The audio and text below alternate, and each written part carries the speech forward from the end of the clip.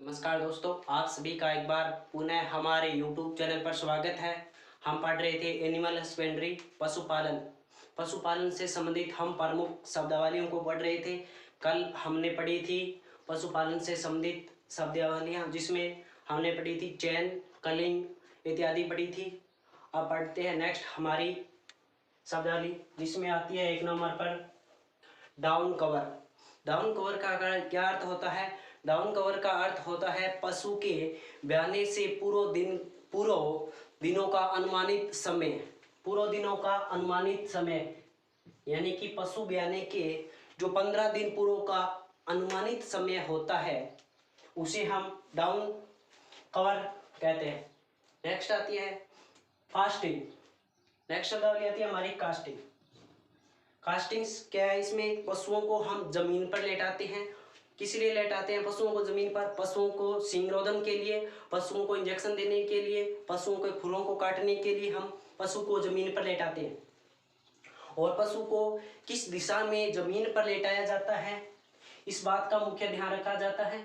पशु को बाएं यानी कि लेफ्ट साइड में पशु को जमीन पर लेटाया जाता है। नेक्स्ट शब्दावली हमारी ब्रायल्स शब्दावली मुर्गियों से है। जिन मुर्गियों से हमें मांस प्राप्त होता है, जो मुर्गियों मांस प्राप्ति के लिए पाली जाती है, उन्हें हम ब्रॉयल्स कहते हैं। नेक्स्ट शब्दावली आती है लेयर्स। जिन मुर्गियों से हमें अंडे प्राप्त होते हैं या जिन मुर्गियों को अंडा प्राप्ति के लिए पाला जाता है, उसे हम लेयर्स कहते हैं। नेक्स्ट शब्दावली आती है टूजर बुल। नेक्स्ट है टूजर बुल। टूजर बुल में क्या आता है? जो नस्बंदीकृत बैल होता है, जो नस्बंदीकृत बैल होता है नर, उसे हम टूजर बुल कहते हैं। क्या कहते हैं? इसे हम टूजर बुल कहते हैं। टूजर बुल का मुख्य उपयोग होता है कि जो मादा पशु है, जो मध्यकाल में आई हुई होती है, उसको पहचानने का कार्य करता है। नस्बंदीकृत जो टूजर बुल होता है, वो मादा पशु मध्य चक्र में आई हुई है, उनका पहचानने का कार्य करता है।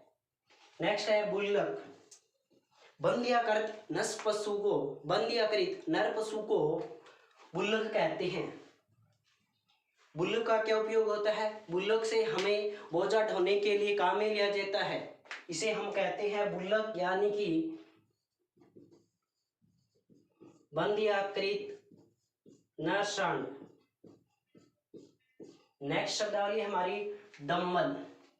ये विशेष प्रकार के डेयरियों में उपयोग लिए जाने वाले पशुओं से संबंधित बर्तन होते हैं, जिनका उपयोग हम दूध निकालने में प्रयोग किया जाता है। इसका मुंह संकड़ा होता है और ये नीचे से अधिक बड़े होते हैं। ये विशेष प्रकार के बर्तन होते हैं डम्बल। नेक्स्ट आती है ग्रूमिंग। नेक्स्ट आती है हमारी शब्दावली ग्रूमिंग या पशुओं को खड़ा करना या खाज करना।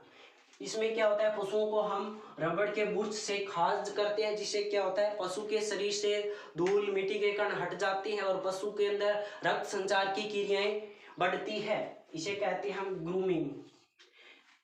नेक्स्ट है पशु चयन या वर्ण के प्रकार है। पशुओं को किस प्रकार चयन करना चाहिए, किस प्रकार पशुओं को खरीदने चाहिए, उसमें 5 प्रकार की होती है विधियां। 1 नंबर है वैकल्पिक चयन, यानी कि जो पशु अच्छा होता है उसे हम चयन कर लेते हैं, जिसमें है। जिस प्रकार है में जो हमें अच्छा लगता है, जो अच्छा ऑप्शन होता है, इसी प्रकार हम इन पशुओं को चुन लेते हैं इनके मात्रात्मक और गुणों के आधार पर। नेक्स्ट आते हैं वंशावली, यानी कि पशु की वंशावली देखी जाती है। पशु किस प्रकार दूध दे रहा है, किस प्रकार से उसका उत्पादन है, और इसके पीछे का लेखा जोखा ध्यान में रखते हुए पशुओं को खरीदा जाता है। इसे कहते हैं पशु चयन की वंशावली विधि। इसमें छोटे पशुओं को चयन किया जाता है। वंशावली चयन में पशुओं के छोटे पशुओं को चयन किया जाता है। नेक्स्ट हमारी शब्दावली है प्रदर्शनी के आधार पर, यानी कि जो पशु मेलों में अच्छे होते हैं, अच्छे विजेता होते हैं और जो अधिक दूध उत्पादन होते हैं, कंपटीशनों में जो जीतते हैं, उन पशुओं को हम खरीद लेते हैं। इस प्रकार पशु चयन की प्रदर्शनी विधि का उपयोग करते हैं। नेक्स्ट आती है गुणांकन विधि। इसमें क्या होता है, पशुओं को अंक दिए जाते हैं, नंबरिंग के आधार पर पशुओं को चयन किया जाता है।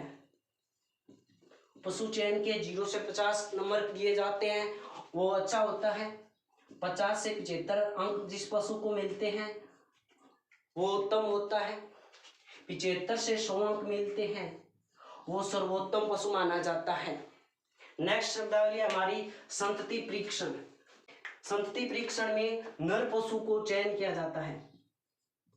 संतति परीक्षण में नर पशु का चयन किया जाता है। पशु चयन में सबसे इंपॉर्टेंट क्वेश्चन पूछा जाए कि छोटे पशुओं का चयन किस प्रकार करते हैं, वो आता है वंशावली के आधार पर।